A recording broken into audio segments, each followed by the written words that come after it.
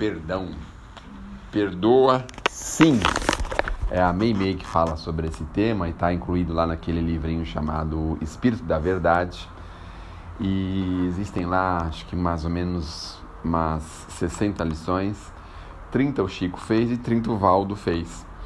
E nós estamos na lição 47. Todas as lições de número ímpar foi o Chico que escreveu, que produziu, não é? Então a Meimei deu um título interessante, colocando assim, como eu disse, perdoa sim. Esse perdoa sim é assim, ela coloca uma exclamação e uma interrogação, que eu tenho a sensação que é para falar de uma forma bem forte a respeito do sim, né? Quer dizer, ele está perguntando para nós que nós precisamos sim perdoar, sempre, sempre, sempre.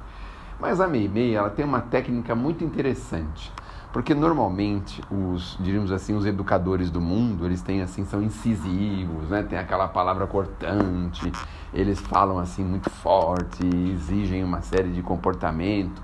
Lá na federação tinha um comandante lá que tinha até um caderninho que mandava as pessoas anotar os defeitos todos os dias, né? Para a gente ir se corrigindo. É uma técnica até interessante, até boa, não é? Mas ao longo dos anos a gente vai percebendo que as coisas vão modificando, as pessoas vão relaxando um pouquinho. E aí a Meimei sempre fala com uma linguagem que é uma linguagem universal, que é a linguagem do amor. Então, quando ela fala do perdão, ela não fala assim, você tem que perdoar, viu? Você tem que perdoar, porque senão vai ser pior para você. Ela fala de uma forma branda, tranquila, né? Amistosa, né? Então ela fala assim, sabe aquele moço que passa com o carro e joga aquela água na sua roupa limpa, né? Quem sabe se ele não está em desembalada com o carro porque está com algum doente no carro, ou que está precisando buscar algum socorro, algum recurso. Aí ela volta dizendo pra gente assim, sabe aquela dama bem posta, bonita, cheia de joias, que não olha nem pra sua cara? Será que a gente sabe o nível de aflição que ela está vivendo, os problemas que ela está vivendo, as coisas que ela está vivendo?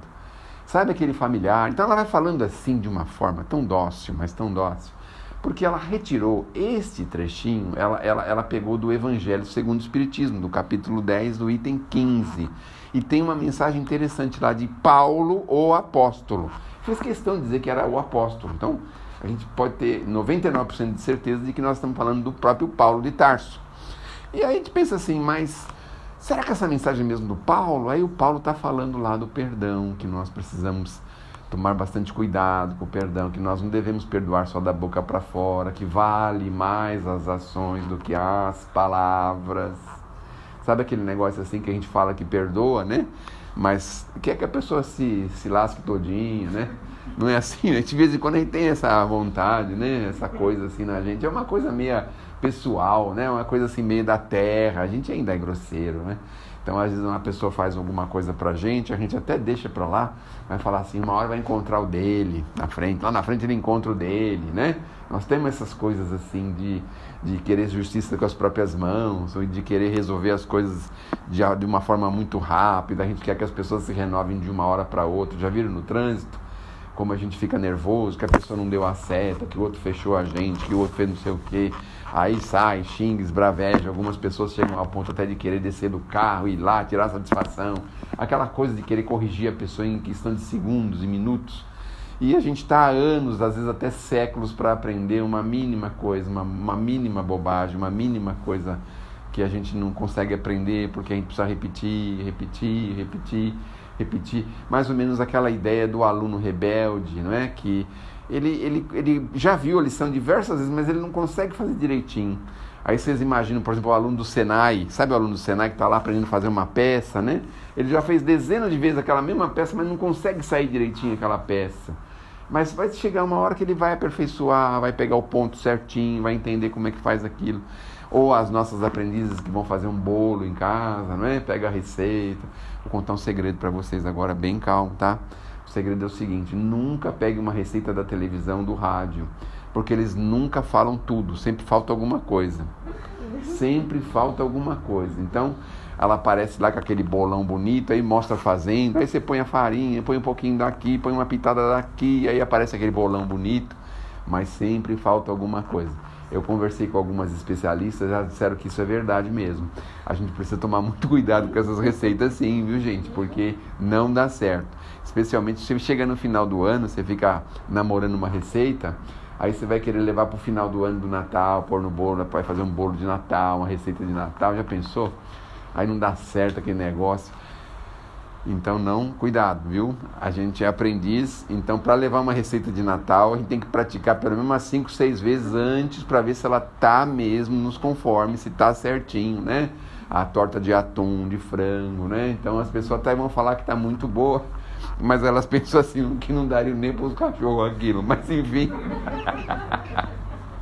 Nem sei porque que eu tirei isso, acho que foi minha mãe que falava isso. Ah, isso aqui não tá bom nem para cachorro.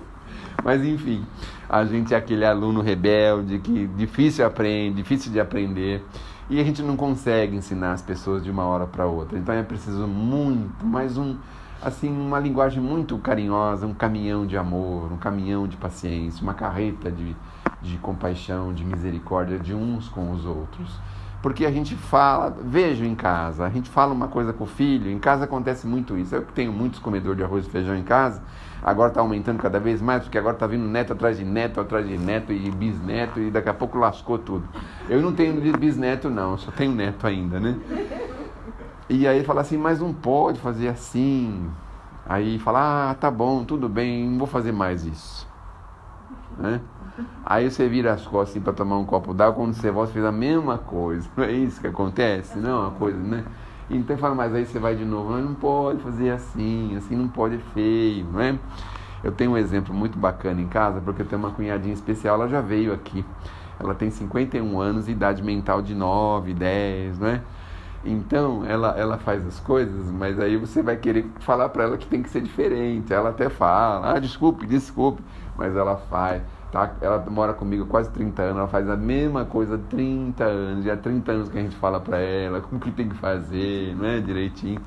Mas vejam, é mais ou menos assim. E a gente ter aquela compaixão, aquele amor de repetir as lições quantas vezes forem necessárias.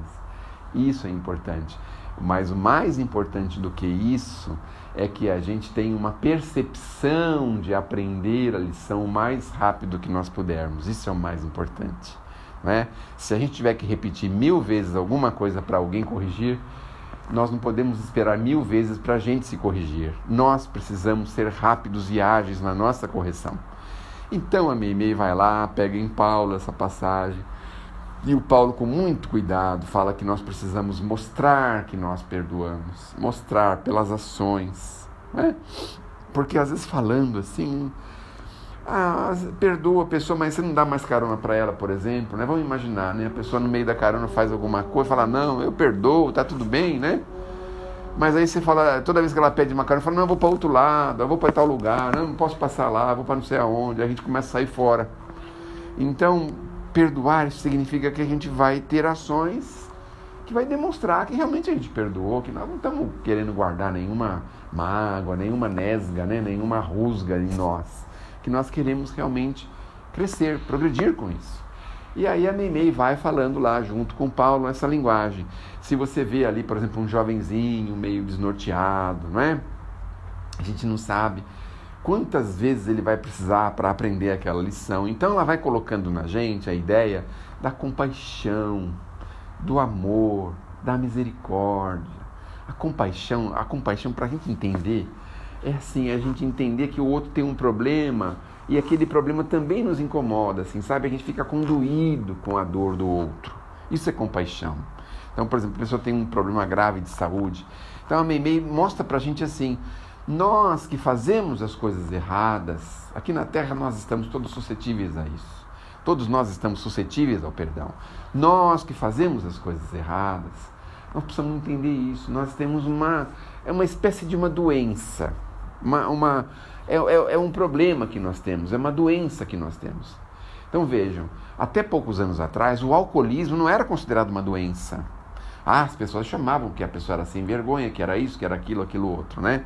Hoje existe um investimento pesado, inclusive com a indústria particular, com as empresas privadas, de oferecer um suporte, de dar um ajuste, de dar uma ajuda, de internar, de procurar ajudar a pessoa a sair daquele problema, não é?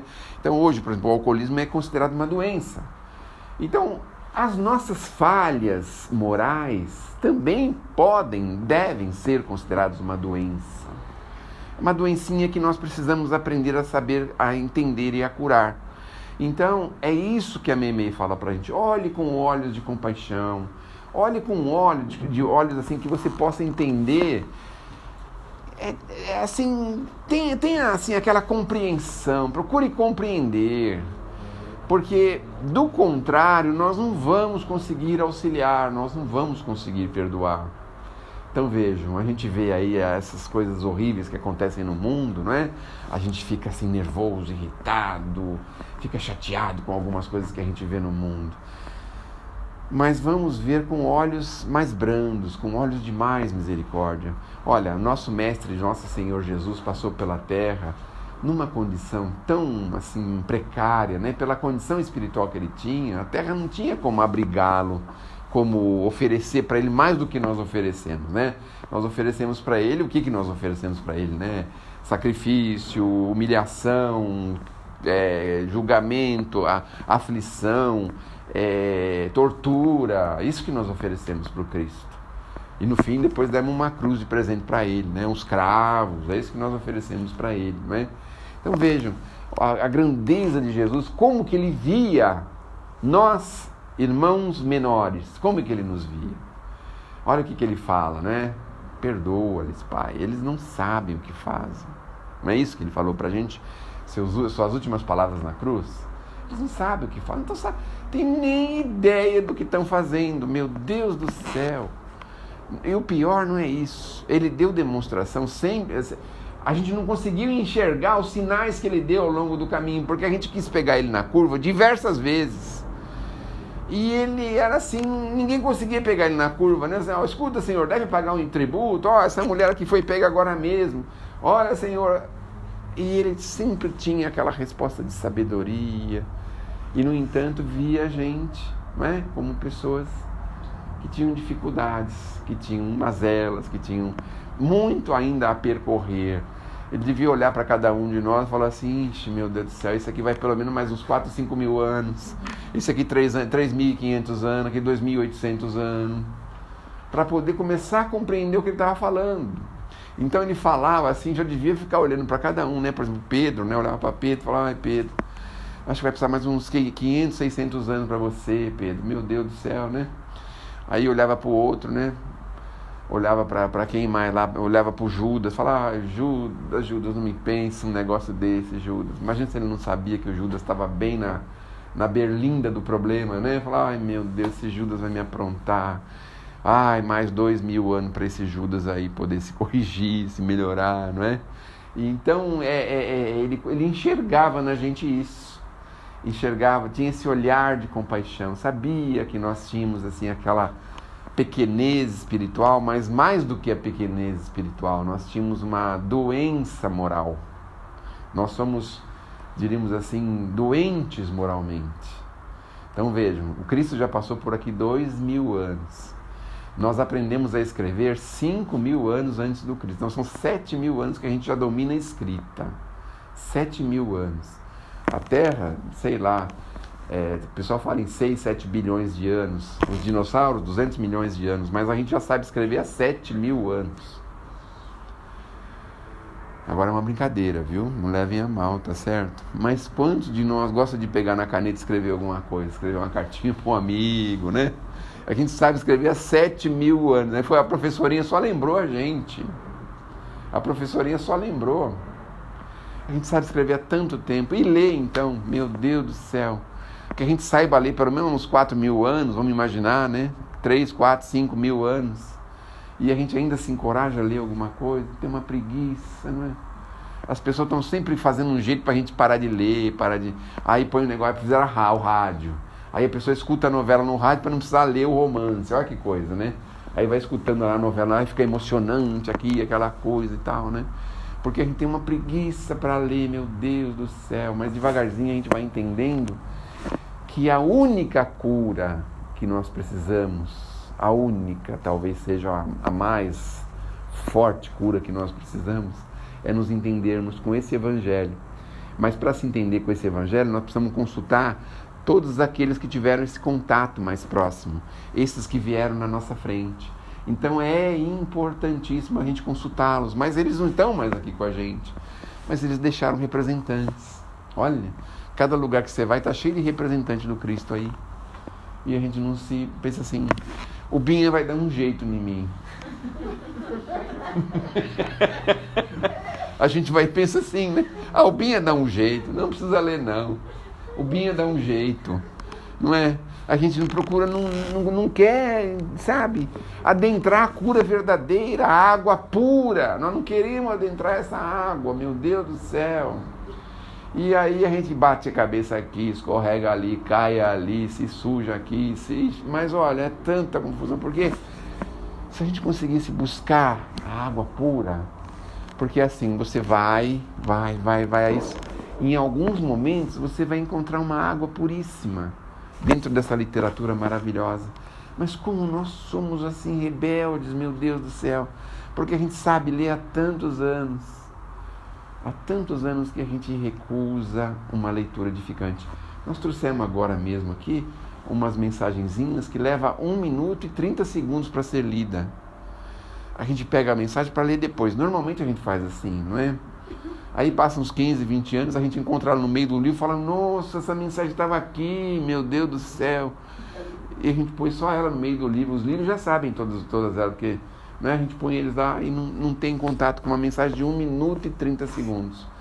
Mas a Meimei está procurando também poupar o nosso serviço. Então ela fala assim, enche o coração de amor, de bondade.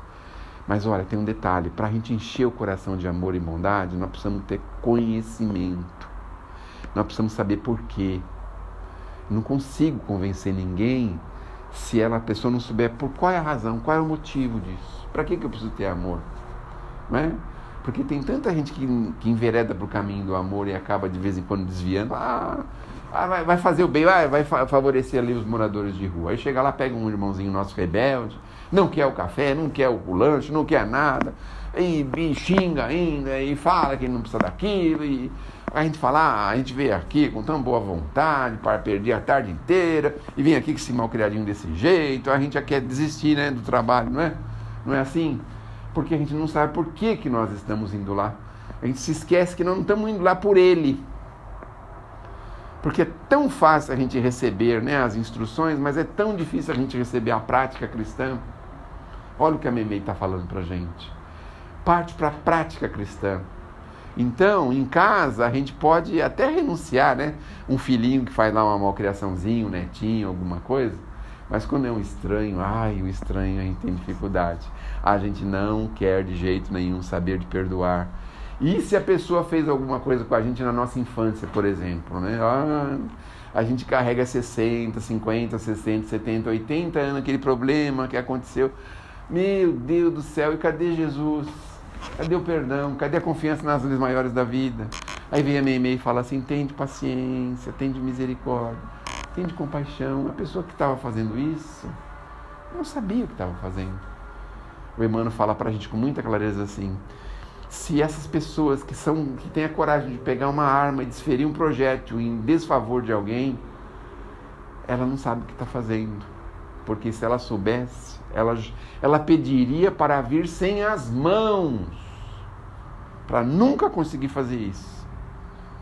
Então vejam só, quando a gente comete esses atos de insanidade, de ignorância profunda, quando a gente cai em si, vem as provas redentoras, não é? Você vê irmãozinhos nossos que têm que reencarnar em condições bem adversas, com problemas de saúde, faltas de membros, falta de problemas, falta de coisas que faltam no corpinho, o equilíbrio emocional, o equilíbrio mental, faltam tudo isso, porque nós adentramos um processo de ignorância grande, a gente não sabia o que estava fazendo. Quando a gente conseguiu despertar, falar, eu não posso voltar para cometer o mesmo erro, aí a gente pede alguma limitação, pede alguma coisa assim.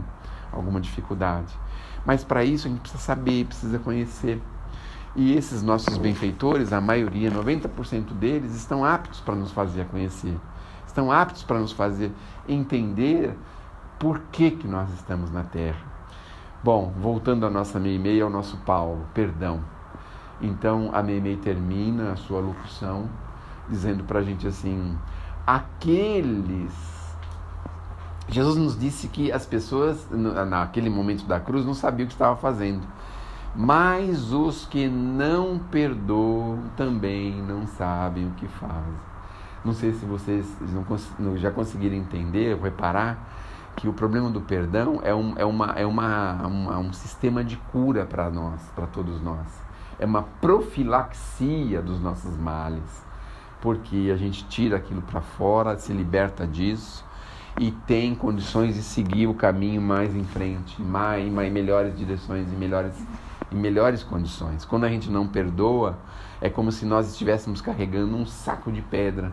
A cada passo do caminho você pega uma pedra e põe nesse saco. Quando você vai chegando no final da jornada, você tem um volume de pedra que você não consegue nem carregar. Porque eu pego essa pedra aqui, está escrito assim, o fulano pediu dinheiro emprestado e não pagou. O fulano me fez uma malcriação no meio da rua. O ciclano fez não sei o que no trânsito. O beltrano fez não sei... Como é que fica? Já pensaram? Então é um alívio para todos nós. Às vezes alguns problemas de saúde tão intrincados, aí se deita na maca, os espíritos fazem um esforço grande. Às vezes tem que levar o nosso problema para planos espirituais superiores, e aí lá também eles não conseguem, tem que ir para outros planos, aí leva um tempo. Quando leva aquele tempão para vir a resposta, como é a resposta que vem assim? Manda ele perdoar. Só isso. Só isso. Meu Deus do céu, tem lá um gato enrolado num saco dentro da nossa barriga, que ninguém sabe como desvendar aquilo. E é simplesmente perdoar. Só isso. Mas não posso perdoar porque foi um mal muito grande que a pessoa me fez. Às vezes a gente tem isso também, né? Tem essa ideia, esse pensamento, não é? Mas é assim, a gente precisa confiar que existe uma lei maior. Já pensaram que existe uma lei que é maior? Então, é assim, com ou sem ou apesar, nós estamos sujeitos a essa lei. Não tem jeito de escapar dela. Então, a gente se livra dela quando a gente se desfaz do problema através do perdão. Mas as pessoas que estão envolvidas, ou que criaram problemas, ou que viveram situações difíceis, obviamente, estão envolvidas com as leis. E assim, é por isso que a gente não sabe o que fazemos quando a gente vai para a prática do mal, e é por isso que a gente não sabe o que está fazendo quando a gente não tem condições de perdoar. A gente não consegue alcançar o quanto aquilo vai ser positivo para a gente.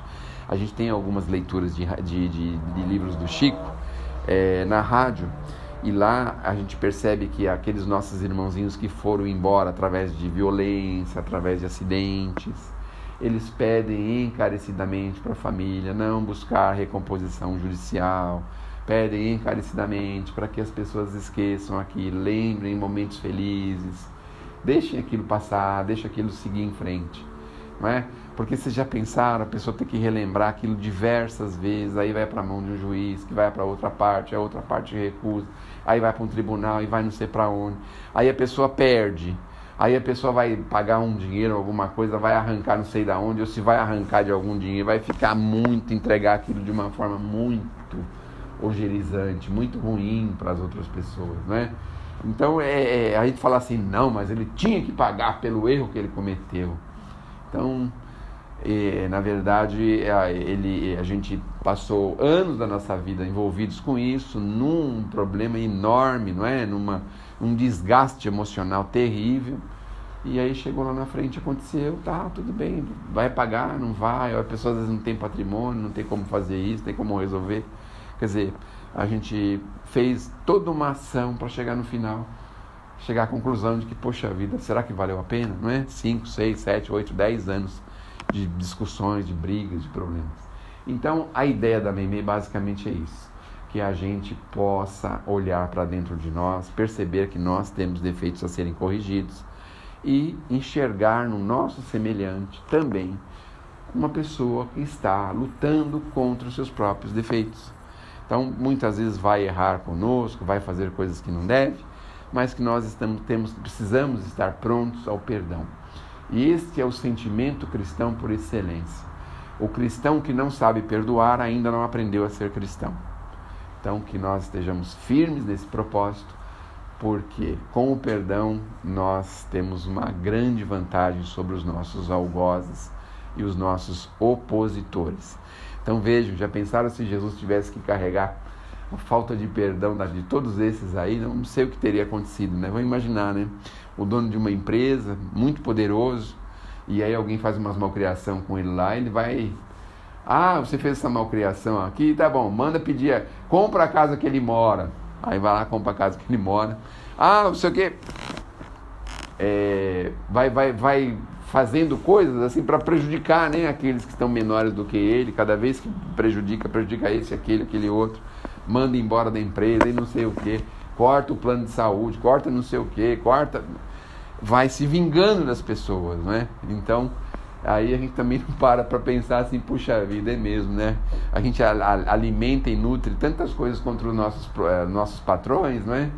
Já pensou se ele fosse se vingar da gente, das coisas que a gente já fez, né? Contra ele, né? Assim, tipo, dos horários que a gente já matou, que a gente já ficou ocioso, dos clipes que a gente já levou para casa, as canetas, né? Já pensou se ele fosse se vingar da gente disso? Ia ser difícil, né? Ia ser complicado, né? Mas então é isso, estejamos certos de que o perdão é o melhor profilático dos nossos problemas, dos nossos erros. Quem perdoa tem saúde, quem não perdoa tem o guinha.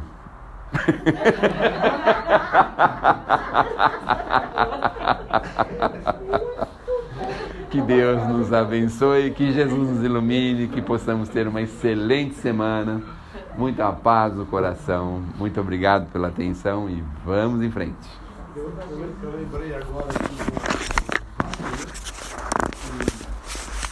João Luiz Maia, que alguns conhecem, eu acho que não conhecem, ele tem uns 6 livros escritos, né, psicografados, trouxe a receita da pomada Ovo Pedro, né, e ele tem uma foto conhecida no meio com o evangelho de cabeça para baixo na mão. Ele quis tirar a foto com o evangelho na mão, só que ficou de cabeça para baixo.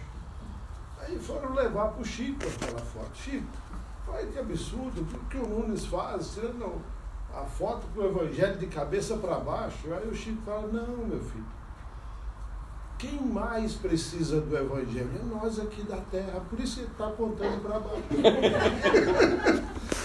Teve uma saída. Fantástica, né?